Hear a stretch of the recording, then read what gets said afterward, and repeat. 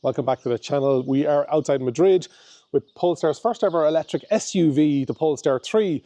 Polestar were kind of a one-trick pony for a long time there. If you didn't like the Polestar 2, you really had nowhere else to go, whereas now this year in 2024, we've got the Polestar 3, and in a couple of weeks we're going to be having the video on the Polestar 4. If you haven't already subscribed to the channel, please do so. Hit the notification bell.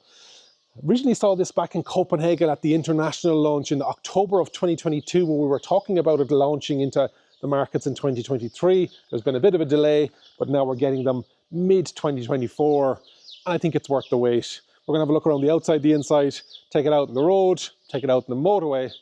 So let's get stuck into it. Starting off, I just think it looks absolutely stunning, and that's just my taste in a car's design, whatever it may be. So it's their first SUV based on the SPA2 platform that's going to be shared with its cousin over in Volvo, the EX90, but this is only going to come in a 5-seater, so it has that large platform, so you're really benefiting from that space on the inside. You've got that dual blade headlight with that high-low beam module in underneath, and then you've got that black, very Polestar 2 design in underneath. You have your smart zone, and this is Polestar engineered on this one because it's got the performance pack. You've got your camera, and then you've got your heated element there for the radar.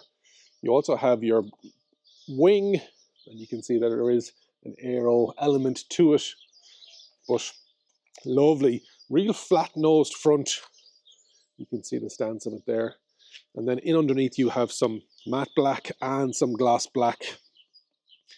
Some your LiDARs, your sensors. The thing is covered in cameras and ultrasonic sensors and radars. Nice design, little Polestar accent light here. You've got your SUV cladding. You've got 21s and 22s. This is on the performance pack, so this is the 22-inch tires with those gold Brembo brakes.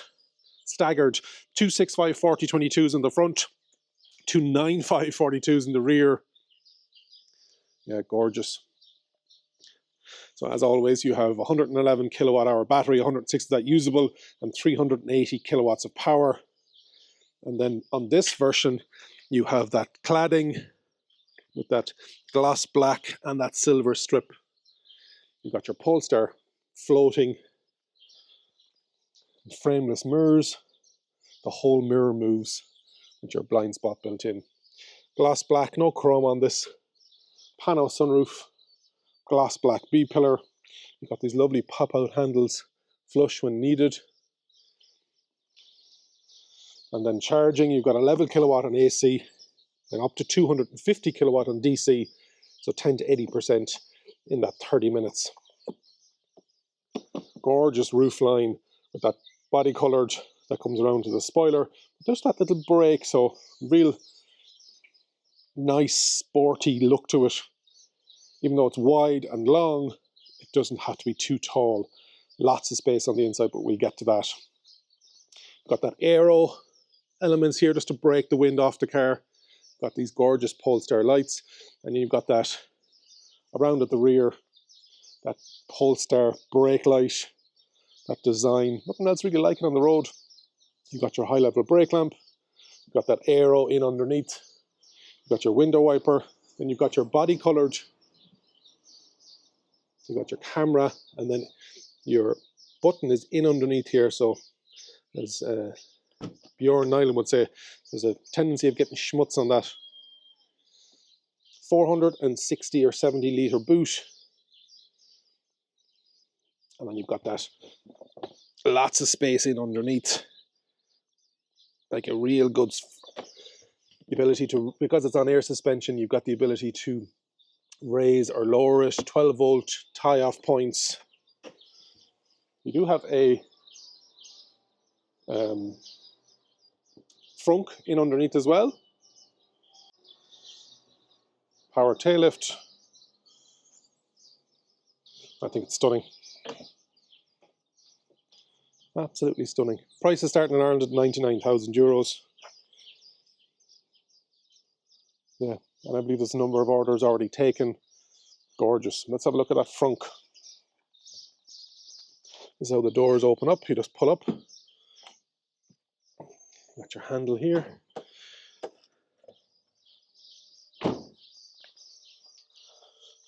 got the latches here somewhere. Oh, here we go. And so a sea of plastic. You've got that. You can see the cable in underneath there. Not taking up a lot of space.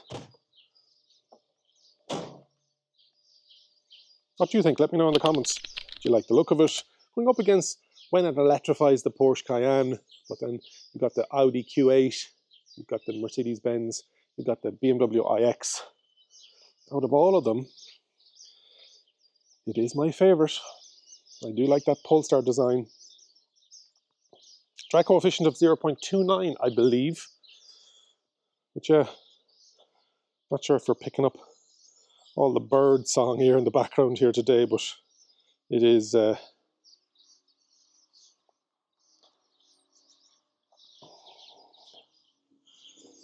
you would have seen when it was launched originally,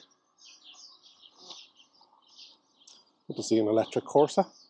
Originally, you will have the option of a LiDAR unit up at the top as well. So there's an NVIDIA core drive inside in it. It's got 5 radars, 5 cameras, 12 ultrasonic sensors, and that heated sensors in underneath. 4.9 meters long with a wheelbase of nearly 3 meters, 1.6 meters tall, 2.1 meters wide with those mirrors. 484 litre boot and a 32 litre Frunk up front. Roof capacity of 100 kg, but it also has a towing capacity of 2,200 kgs. Heat pump is standard, so you're going to get the maximum range out of it. I believe it also has soft closing doors. So let's have a look at that. Let's see if that... Oh yeah, she's soft closing, all right.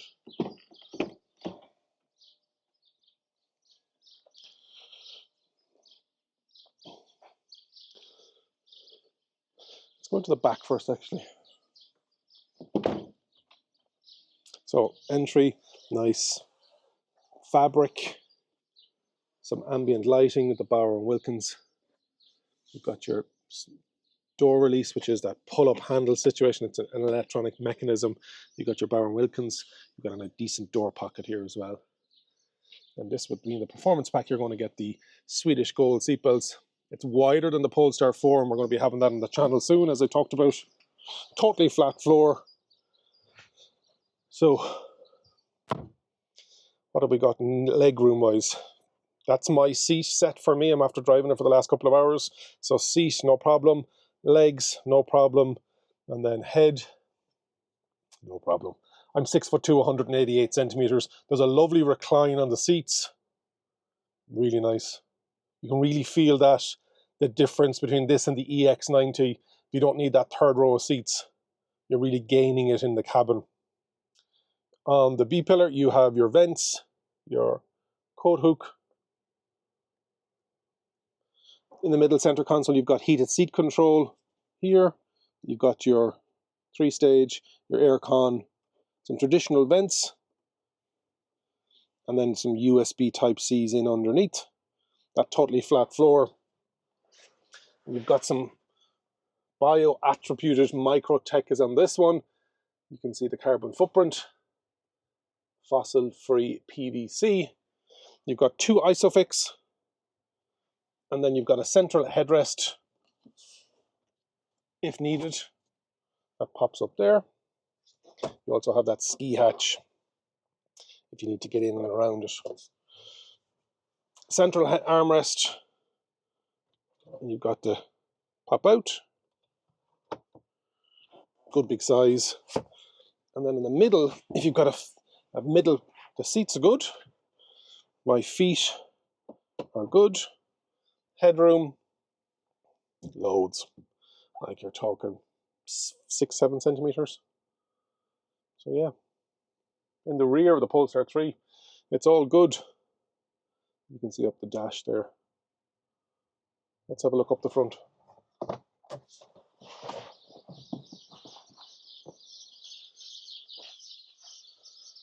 Lots of birdsong here today.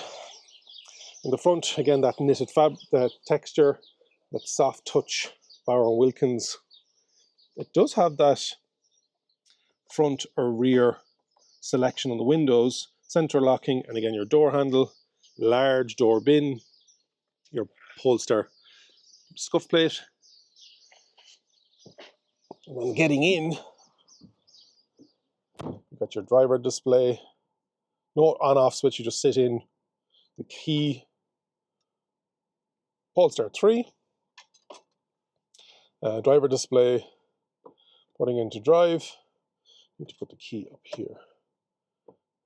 There we go. You can change what this looks like as well.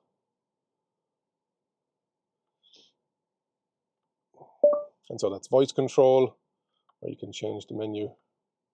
3 different versions. So that's standard with the map, or then with that car sensing what's in front of it. You also have the head-up display on this model. You've got that beautiful Bauer & Wilkins tweeter up at the top. I think it's 25 speakers. And this one then has some gorgeous detail. This is the brushed metal finish. We've seen it in wood as well, depending on. And then you've got your 14.6-inch screen. Google built in, so Android Automotive.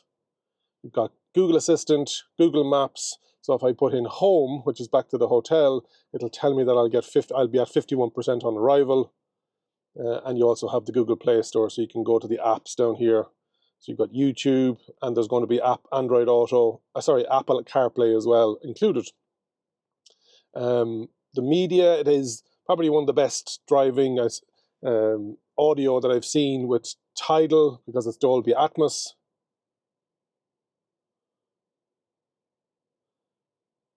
And then super fast, responsive. The widgets are here. So it's broken up into map up here, widgets here, and then your most frequently used, and whether you're driving or not. So I'm in D at the moment, so I've got the speed limit shortcut, so I can turn that off.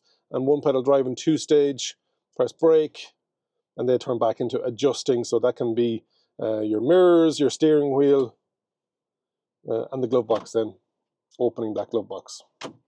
Google Assistant, and then at the bottom, it's that aircon side of things. And so you've got your heated seats, heated steering wheel, whether you want it balanced or not.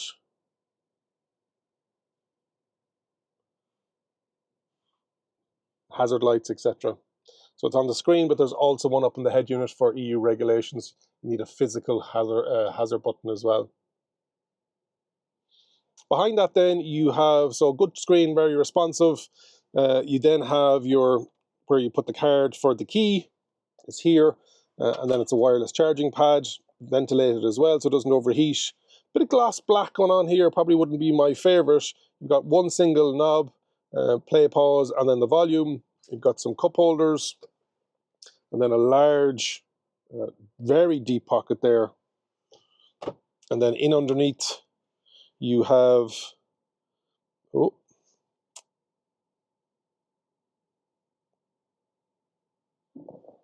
in underneath then you've got 2 USB Type-Cs and a little kind of a pocket sleeve for holding your phones, more storage in underneath.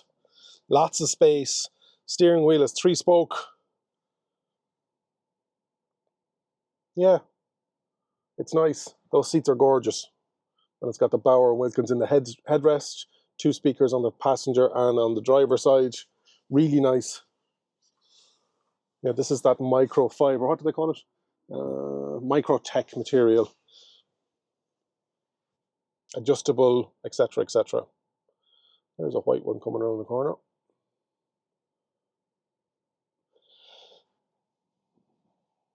That's the outside and the inside of the Polestar 3. Let's take it out for a drive. Let's do country roads and then a bit of motorway as well. Let me know in the comments what you think. Jump in and subscribe to the channel if you haven't already done so. Like the video as well. It all helps with the algorithm. This will be launched at the same time as every other YouTuber that's gotten access to this car at this international launch. So all interaction helps. I'd really appreciate it. What's it like driving the Polestar 3 here on some windy mountain roads? That air suspension, that mechanical torque vectoring. Yeah, it's pretty much glued to the road. It's, for such a large SUV, you can really see how Polestar have worked on that performance heritage that we've talked about before. But yeah, no problem at all. stuck to the road. When I got the car from the Polestar person this morning, she said, don't spare it.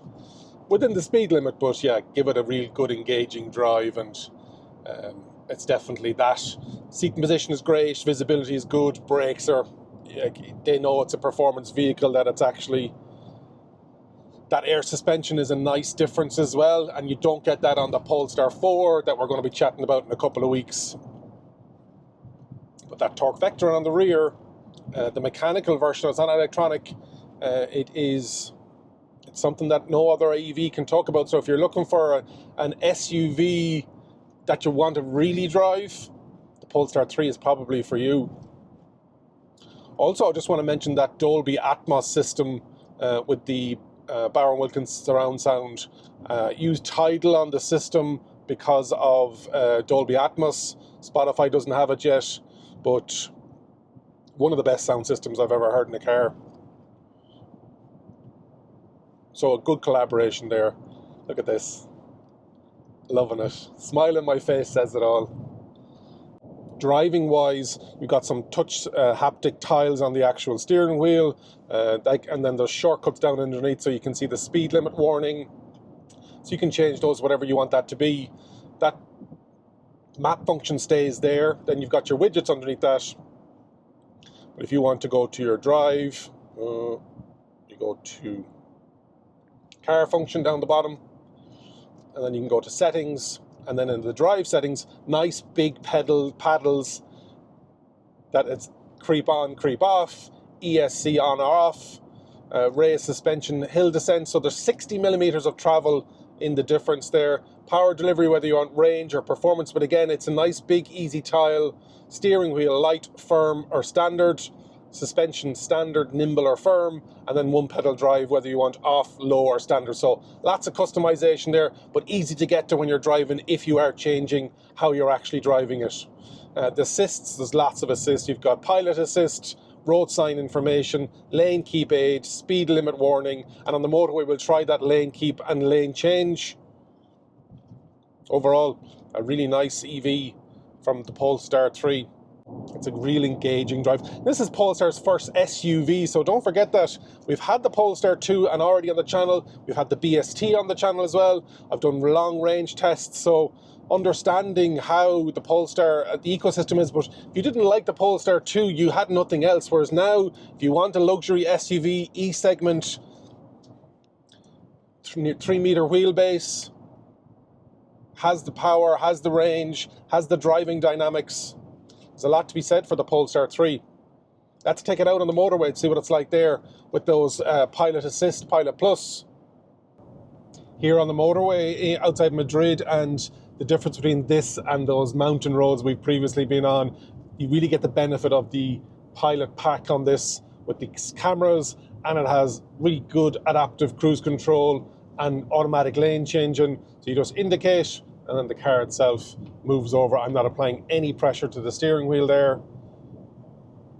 And then similar for the other lane. It obviously checks its surroundings, and in you go, super smooth. But the adaptive is good. At this speed, we're at 120 kilometers an hour. Super quiet with that adaptive air suspension. Beautiful. Really, really nice. And you know what? There's not a lot for smooth motorways. It's not that you can't hide anything, but it's a simple task. Whereas with the Polestar 3, what I love about it is that ride comfort, but also that mechanical torque vectoring. I don't think there's any other EV in the world that has that. And just the cornering, the ability, you can really understand that Polestar want to live on its heritage of performance racing, that old racing wing of Volvo. There we go, lane change again. It's so effortless, a real motorway cruiser if you need it to be, but as we've already seen, up in the mountains on those windy roads, it's well able to handle it as well. And it's not a small SUV, 2.6 tons, large, wide, long.